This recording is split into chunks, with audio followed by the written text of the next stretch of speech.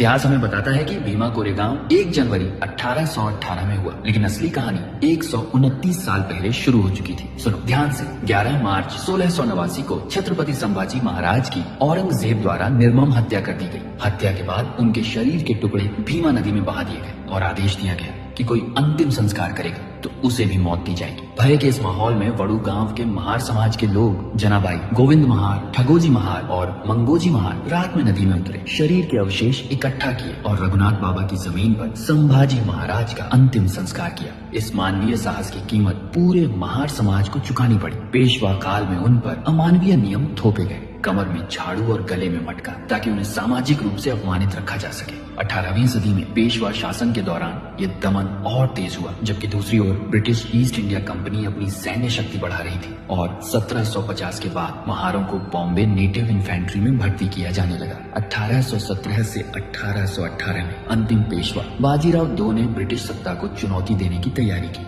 इसी समय महार रेजिमेंट के वरिष्ठ नेता सिद्धनाथ महार ने पेशवा से स्पष्ट सवाल किया कि यदि महार सैनिक पेशवाओं की ओर से लड़े तो उनके समाज की स्थिति क्या होगी, जिस पर बाजीराव दो ने साफ कह दिया कि पेशवाई में अछूतों के लिए कोई स्थान नहीं है। यहीं से महारों के लिए ये संघर्ष सत्ता का नहीं, आत्मसम्मान का युद्ध बन गया। 1 जनवरी 1818 को भीमा कोरेगांव में बॉम्बे नेटिव इन्फेंट्री के लगभग 500 महार सैनिक ब्रिटिश अधिकारी कैप्टन फ्रांसिस टॉन्टन के नेतृत्व में पेशवा बाजीराव दो की लगभग 28,000 सैनिकों की सेना के सामने डटे। भारी संख्या और घुड़सवार सेना के बावजूद महार सैनिक एक दिन और एक रात तक लड़े। गोला बारूद समाप्त होने के बाद भी तलवार और ढाल से पीछे हटने से इनकार किया और अंततः पेशवा सेना को पीछे हटना पड़ा। यह मनुवादी पेशवाई सत्ता की निर्णायक नैतिक हार थी। इसी ऐतिहासिक विजय की स्मृति में 1821 में ब्रिटिश सरकार द्वारा भीमा कोरेगांव में विजय स्तंभ का निर्माण कराया गया, जो मुख्यतः महार समुदाय के उन वीर सैनिकों के साहस और बलिदान को स्मरण करता है और इसे दलित शौर्य की सार्वजनिक घोषणा के रूप में स्थापित करने के लिए